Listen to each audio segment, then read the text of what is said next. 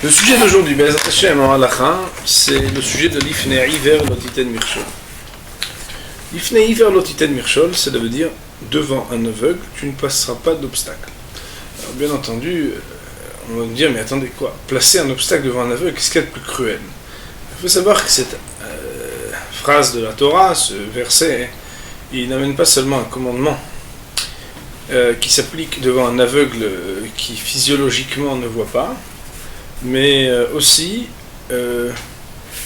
est inclus dans cet interdit de la Torah le fait de faire trébucher quelqu'un en lui donnant la possibilité de faire une avéra. Ça veut dire que quelqu'un n'a pas d'accès à la avéra, grâce à moi il y a accès, je transgresse l'interdit de l'ifnei iver lo titen mirshol. Alors, l'idée ici qui est très intéressante, c'est que il n'est pas marqué, comme par exemple dans Ve'ahavta l'ereacha kamocha, tu aimeras ton prochain comme toi-même. L'expression ton prochain n'est pas mentionnée pour l'ifnei iver de titen mirshol. Aussi, nous aurons la mitzvah à la fois vis-à-vis d'un juif, mais aussi à la fois vis-à-vis d'un non-juif, de faire attention qu'il ne transgresse pas les interdits. Ça veut dire qu'en réalité, faire trébucher un non-juif à ces 7 commandements noachim sera transgressé pour un juif lui-même le commandement de l'ifnei iver lo titen mirshol. Le cas de figure le plus standard qui est ramené dans la Gemara de Masechet Avodah Zara, c'est que quelqu'un qui est nazir, et puis c'était la paracha hier, quelqu'un qui a fait vœu d'abstinence du vin, alors lui on n'aura pas le droit de lui tendre un verre de vin. Ou bien, s'il était non-juif, a fortiori s'il était juif, on n'a pas le droit de lui transmettre Ever Minahai, c'est-à-dire un membre d'un être encore vivant. Autrement dit, il existe une responsabilité vis-à-vis de l'autre à faire en sorte qu'il ne puisse pas trébucher à cause de moi. Ce qui est intéressant peut-être de souligner, c'est que dans la Gemara, on voit que on parle du yaïn, du vin pour le nazir, alors que pour le non-juif, on parle de Ever Minachai. On sait bien que le nazir, la particularité qu'il a, c'est que c'est comme si lui, il s'est rendu plus religieux que les autres. Ça veut dire que, d'après la stricte loi, il n'a pas d'interdit de boire du vin. Mais lui, pendant une période donnée, alors il a la possibilité de prendre sur lui des interdits supplémentaires. Alors, on voit que d'un côté, quand on parle du juif, on dit que l'interdit de l'ifnei iver lo titen mirshol, c'est quand on lui dépose, quand on lui tend un verre de vin, qui reste cachère pour les autres juifs, et qui est interdit pour lui. Alors que lorsqu'on parle de ce même interdit concernant les non-juifs, on parle de Ever Minahai. Ever Minahai, il n'y a pas un juif ou un non-juif qui a le droit de le manger. C'est un rêve pour tout le monde. Ça voudrait dire que quelque part, si on voulait faire un vrai parallèle entre le Ever Minahai pour le non-juif et quelque chose pour le juif, on devrait prendre quelque chose qui est totalement interdit pour tous les juifs. Pourquoi on prend en particulier le vin? Alors, Bémet, je vous cite à l'oral en fait ce que les tosafistes, les Tosfot dans la Gemara nous disent. Ils disent non, en réalité, justement, le juif, il pourrait trébucher parce qu'il est, malgré l'avertissement qu'il a de connaître la Torah et les mitzvot, il est en face d'un objet qui n'est pas taref. C'est un vin très bon avec un très bon tampon. On le met devant lui, sauf que lui, il n'a pas l'habitude de prendre distance alors qu'il a fait un vœu d'abstinence. Le non-juif, quant à lui, on lui parle d'un objet qui est tout le temps interdit. C'est pour dire la chose suivante, écoutez bien. C'est pour dire que, avec un non-juif, à partir du moment où on lui présente un objet qui peut être interdit, on peut supposer qu'il va pouvoir en faire une avera sans qu'il exprime très clairement qu'il ne va pas faire la avera. Alors qu'avec un juif, je vais vous expliquer, alors qu'avec un juif, il y a ce qu'on appelle la heskat kashrut, c'est-à-dire la présomption de droiture, qui fait que si un juif vient nous demander « je voudrais un morceau de porc, s'il vous plaît », on aurait le droit de lui donner, dans la mesure où on n'a pas à suspecter que cette personne-là vienne à le consommer, mais peut-être qu'il va en faire une utilisation qui, d'après la halakha, sera permise. Alors, on va rentrer dans les détails, mais je voulais quand même souligner cette différence. Cette mitzvah-là, elle n'a pas de lieu particulier ou de temps particulier, ça veut dire qu'elle ne dépend pas du Beth Amikdash. c'est les hommes et les femmes qui y sont donc astreints, qu'on doit respecter, et aussi les enfants de faire attention à leur apprendre à faire attention donc à l'ifnei vers l'otitan mirchol, de ne pas présenter quelque chose d'interdit devant quelqu'un qui pourrait trébucher. Alors, une des lois que nos maîtres nous donnent, c'est qu'on n'a pas le droit de vendre ou d'arranger, même de réparer des armes qui pourraient provoquer des dommages publics, parce que on donne la possibilité à celui qui n'avait pas d'armes d'en avoir et de pouvoir agir donc d'une manière qui est proscrite par la Torah. Cependant, bien entendu, quand il s'agit d'armée gouvernementale qui permet justement de protéger, même quand on est chez les nations du monde, si c'est pour protéger les juifs aussi qui sont abrités ou qui y demeurent, alors ça sera permis. De la même manière, on n'aura pas le droit de vendre à un non-juif tout objet qui est utilisé pour la Avodah Zara, pour l'idolâtrie. Quand c'est un objet qui est pour l'idolâtrie et qu'il est probable qu'il l'utilise pour l'idolâtrie, alors ça serait interdit. De la même manière, donc tout objet de manière générale qui peut être un objet de l'interdit, alors on n'aura pas le droit de vendre à quelqu'un. Ça veut dire qu'il y a la nature de l'objet, écoutez bien, et il y a aussi l'utilisation de l'objet. La nature de l'objet, il y a des objets qui servent plus à des avérots qu'à des mitzvot. Et il y a aussi les intentions de la personne. Est-ce que la personne va les utiliser pour faire des mitzvot, pour faire des avérots? Quand un objet, il est un objet d'interdit, si on voit un juif qui veut l'acquérir, alors on aurait le droit de lui vendre, même si on n'est pas sûr de l'utilisation. Pourquoi? Parce qu'il y a ce qu'on appelle, tout à l'heure on a dit, la cheskat kashrut. Un juif, stam, il va bien l'utiliser. Bien entendu, il sera préférable de le mettre en garde.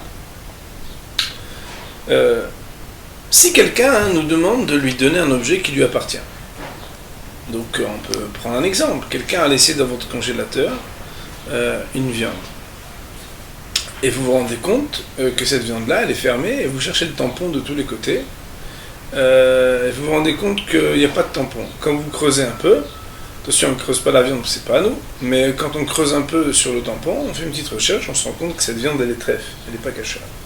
Est-ce qu'on aura le droit de le lui donner? Après, on n'aura pas le droit non plus, même si ça lui appartient.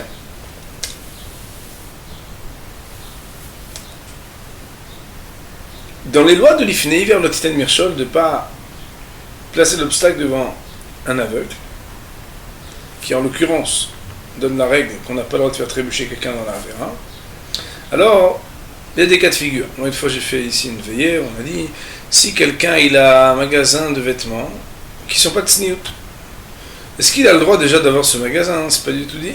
Mais bon, disons qu'il l'a. Il a ce magasin, ou bien mieux que ça, il travaille dans ce magasin seulement. Et donc, cette jeune femme qui travaille dans ce magasin, elle est une jeune femme de votre famille. Et qu'est-ce qu'elle fait?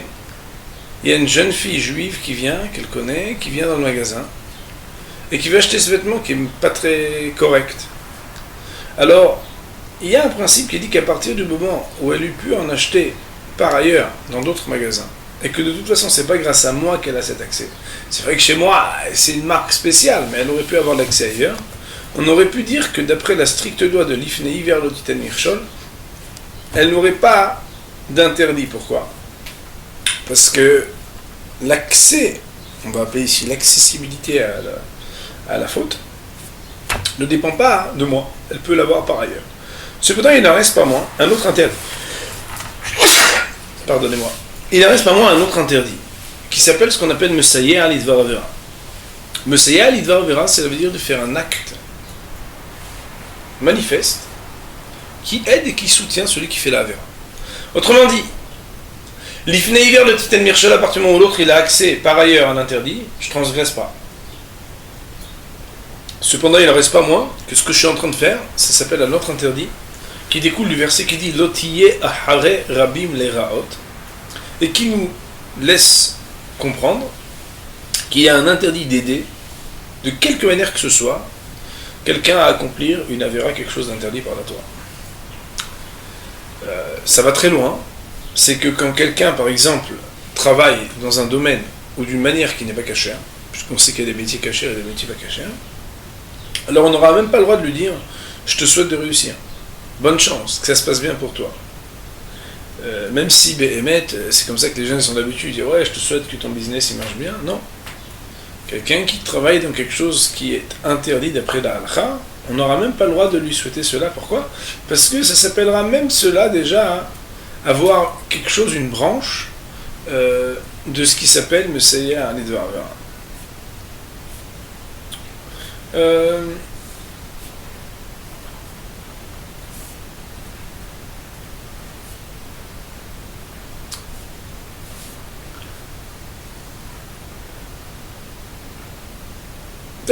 Il y a un sujet qui est un petit peu complexe, donc on ne va pas le mentionner ici. Un enfant qui va manger des choses interdites. On sait que non seulement ses parents, mais aussi le Beddin a la mitzvah de le faire prendre distance de l'interdit.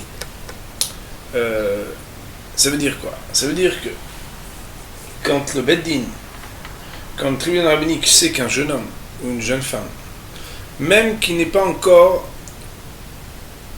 à l'âge de la puberté religieuse, de 12 ans et un jour pour une fille, 13 ans et un jour pour un garçon, ils ont la mitzvah de faire en sorte qu'ils puissent arrêter de faire cet interdit. Alors, puisqu'ils ont, eux, la mitzvah, il n'en reste pas moins que nous, qui ne sommes pas Bédine, qui ne sommes pas les parents, on a malgré tout l'interdit d'aider, d'une manière ou d'une autre, cet enfant à faire cette avéra, à commettre cet interdit. Et non seulement l'objet de l'interdit lui-même, il ne faudra pas le lui donner, mais même quelque chose qui pourrait lui permettre d'arriver à cet interdit sera interdit de lui donner. Bien entendu, le hidouche, ici l'idée inédite, c'est de dire que même qu'il est enfant, et que d'après la stricte loi, il ne sera pas, on va dire, puni pour cela, alors malgré tout, on a l'interdit de l'aider. A fortiori quand il s'agit d'un adulte, puisqu'un adulte, il est passible d'après la stricte loi de toutes les avérotes. C'est pourquoi, par exemple, quelqu'un ne peut pas donner Trametz juste avant Pessah à quelqu'un dont il peut penser qu'il va venir à le manger. Tout à l'heure, on va donner des petits cas de figure pratiques qui vont nous aider. Mais pour l'instant, prenons encore les principes.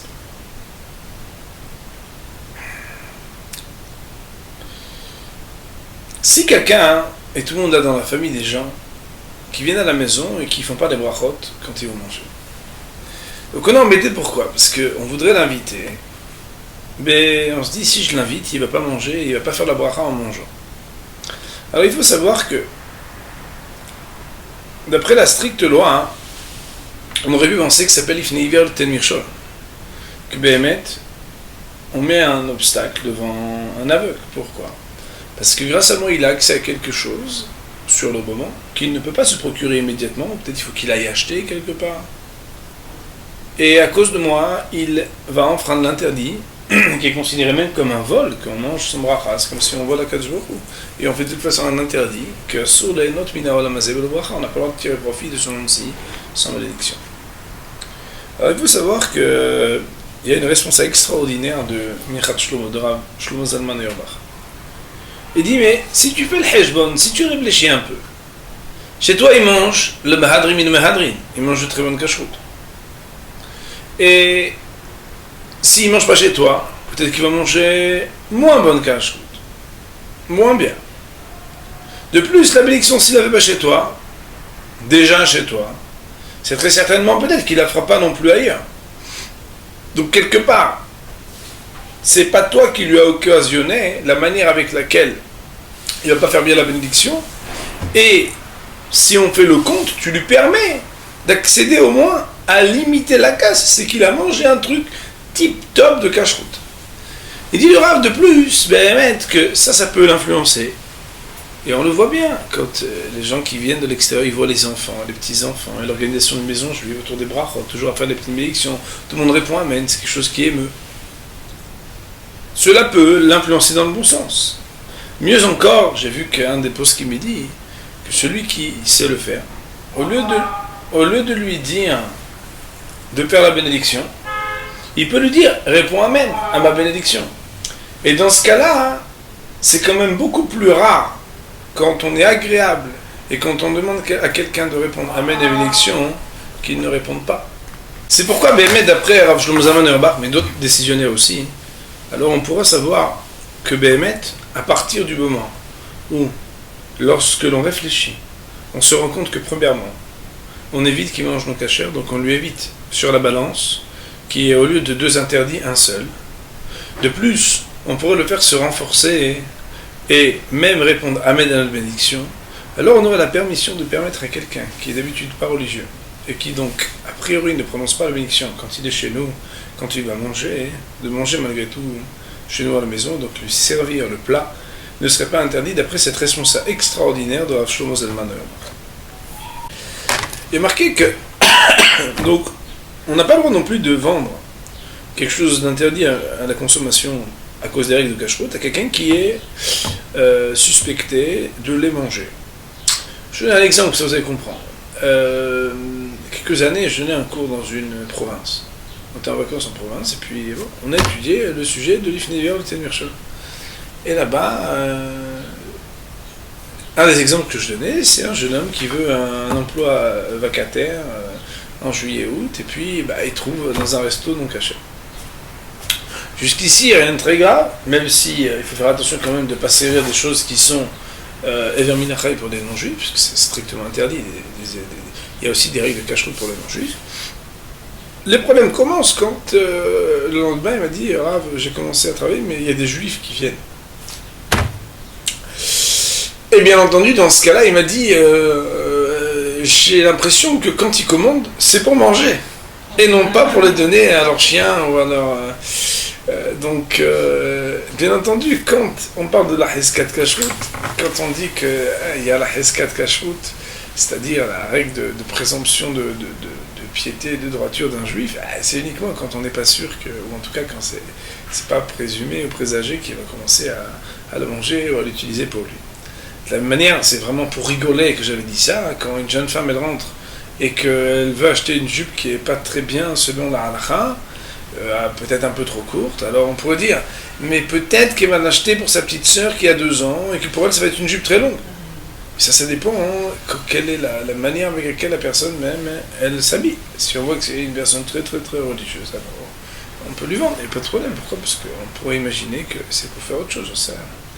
Mais à partir du moment où la personne elle laisse une suspicion qu'elle va l'utiliser peut-être pour quelque chose qui est interdit, alors à ce moment-là, il faudrait donc s'abstenir de lui vendre. De la même manière,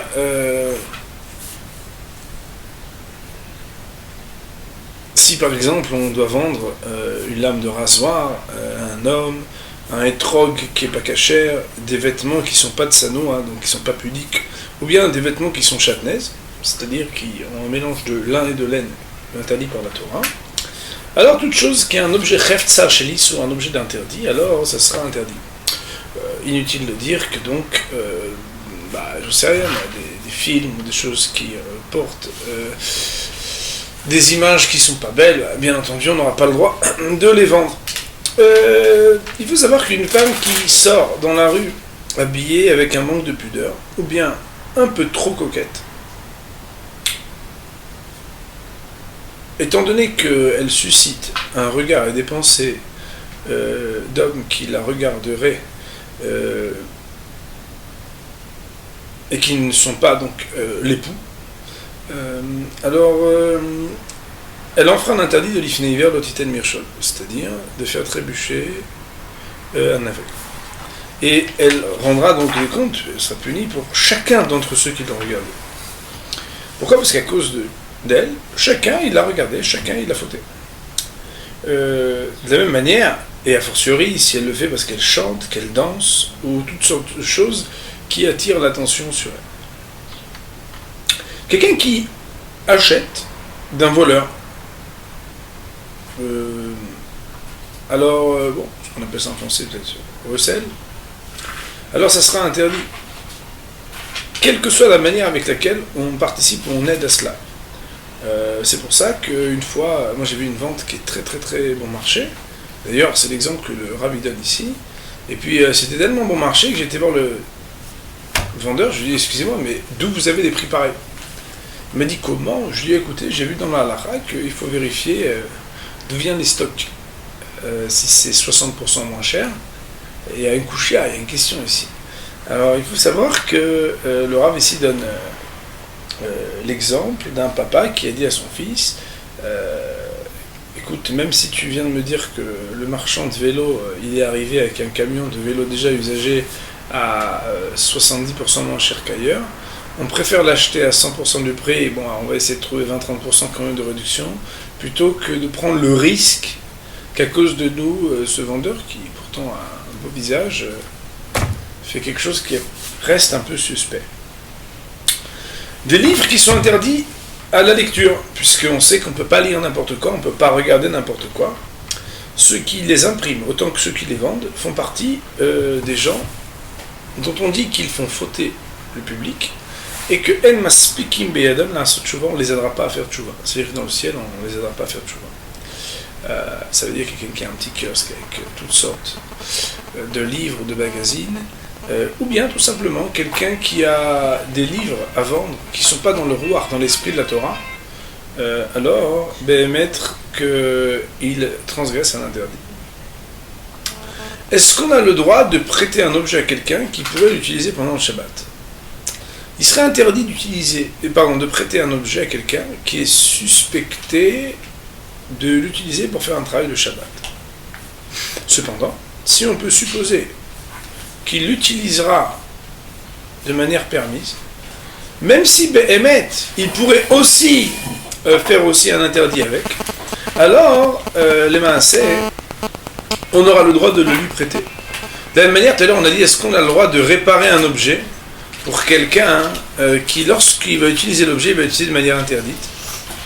Alors, Behemet, qu'à partir du moment où l'utilisation de l'objet sera forcément un issour, alors on transgressera l'interdit de l'ifnei hiver de Ten Mirshol de ne pas faire trébucher un navire. À partir du moment où il est possible que l'objet qu'on va prêter ou qu'on va réparer soit utilisé aussi pour quelque chose de permis, alors on aurait le droit de le prêter. Alors, Stam, je vous dis à l'oral, mais c'est intéressant. Rav Shlomo Zalman Auerbach, on parle du sujet de l'ifnei hiver de Ten Mirshol. Rav Shlomo Zalman Auerbach, il demande est-ce qu'on a le droit de louer un appartement à quelqu'un qui n'est pas Shomer Shabbat? Ça veut dire on a un appart et puis voilà, on est dans une shkuna. Ça arrive à un ami à moi il n'y a pas très longtemps. Il m'a dit regarde, je suis embêté parce que le seul que j'ai trouvé c'est un type, il n'est pas Shomer Shabbat ou mitzvot, Shomer Torah mitzvot. Bon, mis à part le fait que dans la vie, on doit avoir le bitachon, la confiance que Akadosh Baruch Hu, il ne met pas contre le mur à devoir absolument profiter des permissions extrêmes pour gagner notre vie et pour nous en sortir. Mais est-ce que d'après la stricte loi c'est permis ou interdit? Alors il dit à Shlomo Zalman qu'à partir du moment où l'objet c'est pas un objet d'interdit et qu'une dira, une maison, on peut l'utiliser d'une manière ou d'une autre. Et d'ailleurs, Baruch Hashem, il y a des gens qui vivent dans la même maison et puis soudainement ils commencent à faire Shabbat. Étant donné que l'objet n'est pas un objet lui-même de Issou, mais c'est l'utilisation qu'ils vont en faire qui est une utilisation interdite, alors il sera permis de louer cet appartement. J'en parle ici dans la dimension sociale, puisque vous savez que dans les quartiers religieux, on a ce qu'on appelle une sorte de vad chlousim, dans les bons quartiers. On fait attention qui c'est qui vient habiter dans le quartier. Il n'est pas question de faire habiter dans n'importe quelle rue, dans n'importe quel endroit, n'importe qui. D'ailleurs, il y a même des quartiers où les religieux dérangent. Pourquoi? Parce qu'ils auraient voulu avoir aussi un vad chlousim, un comité social, dans l'autre sens, pour faire en sorte qu'il y ait un peu moins de religieux, ou que quand on amène trop de religieux, on les prévienne. Et moi je les comprends, parce que quelque part, et eux et nous, chacun a le droit d'avoir un voisinage qui correspond à son niveau spirituel.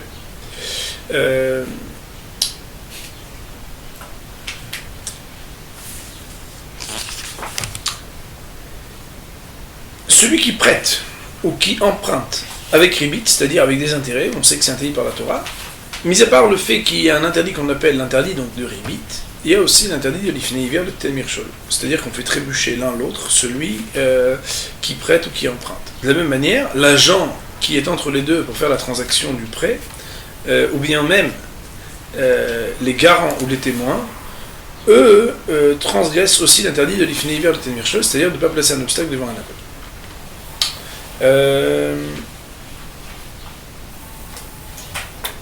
Même s'il existe parfois une obligation de corriger ses enfants, et même donc de lever la main parfois sur ses enfants, même si le Rambam ou le Ramhal dit que le plus important c'est d'avoir une colère du visage et pas une colère intérieure, et donc il s'agit surtout d'un acte symbolique. Moi j'aime bien dire que le plus important c'est pas la gifle, mais c'est l'impact que cette gifle peut avoir à l'intérieur. Donc si on sait donner la gifle sans la donner, en ayant le même impact, on est beaucoup plus intelligent que celui qui frappe une fois, deux fois et dit mais tu comprends pas. Mais c'est normal, tu comprends pas, tu veux faire comprendre quelque chose, bah, t'es pas obligé de frapper pour faire comprendre. Quoi qu'il en soit, on dit Hosech Shifto Son Ebno, il existe parfois des situations où, de manière extrême, on doit lever la main sur un enfant. Alors il faut savoir que si on frappe un enfant qui a un certain âge, c'est-à-dire qui est déjà grand, alors on transgresse l'interdit de l'Ifnei Iver Loten Mirchol, de le faire trébucher. Pourquoi ? Parce qu'étant donné qu'il pourrait se rebeller, et cela peut susciter chez lui une réaction, parce qu'en particulier à l'âge de l'adolescence, il y a une violence naturelle due à justement cette mouvance entre l'état d'enfant et l'état d'homme, qui donne des états d'âme très différents chaque jour. Celui qui lève la main sur un enfant qui est déjà grand, alors il pourrait lui susciter qu'il lève la main sur un père, et à cause de ça, il lui ferait Haz v'Shalom, commettre l'interdit Ifnei Iver Loten Mirchol. De la même manière, si à cause de ça, il venait à dire une klala, c'est-à-dire un mot déplacé à son père, alors il aurait, d'après la stricte loi, dû normalement perdre sa vie, littéralement. C'est pourquoi, on devra faire attention. C'est très difficile. Pourquoi ? Parce qu'on se dit, mais d'un côté, vous voulez que je l'éduque, de l'autre côté, vous voulez pas que je l'éduque. Si, on veut que tu l'éduques d'une manière éducative. Ça, c'est un autre dossier, mais bon, ça, c'est dans une autre rubrique éducation. Excusez-moi, mais une klala, c'est pas une klala. Alors, c'est vrai qu'il faut mettre les réserves, que pas dans tous les cas, un enfant est passible de mort quand il a levé la main sur son père ou quand il a fait la klala. Parce qu'un père, il faut qu'il y ait une haboura, ça veut dire qu'il faut qu'il y ait une plaie. La klala, c'est-à-dire cette sorte de malédiction, barmina, Dieu préserve, d'un enfant sur un père, elle a aussi des règles. Mais en tout cas, quoi qu'il arrive, on le fait trébucher, possiblement de quelque chose de grave. Ça veut dire aussi que même avec un enfant en bas âge, il faudra faire attention si il a un esprit un peu comme ça, rebelle, par des paroles ou par des actes, de pas, à cause du fait qu'on souhaite l'éduquer et le réprimander, l'amener à une possible rébellion, puisqu'à cause de ça, on lui ferait enfreindre l'interdit d'Ifnei Iver, même si quand il est en bas âge, il n'est pas astreint de la même manière à l'interdit, puisque il n'y est astreint que d'ordre éducatif et pas de la stricte loi. C'est pour ça que c'est beaucoup plus grave de provoquer, en tout cas de susciter la possibilité de la avera chez un enfant déjà pubère, pas seulement de par la nature un peu rebelle des adolescents, mais déjà de par le fait qu'un enfant qui a un âge adulte d'après la Torah, lui, transgresse les interdits. Alors, ce que je vous ai dit en aparté, le Rav le cite ici, il nous dit que c'est interdit de mettre les enfants dans une épreuve, est-ce qu'ils vont s'énerver ou pas. Et même si on dit non mais attends regarde, je le teste pour savoir comment il réagit, mais entre nous je le pardonne avant même qu'il s'énerve, on n'aurait pas le droit de faire cela. Pourquoi ? Parce que lui, puisqu'au moment où il s'est mis en colère, il s'est mis en colère volontairement, lui-même il aura besoin d'une capara pour ce qu'il a fait, même si nous on lui pardonne. Alors, il faut savoir que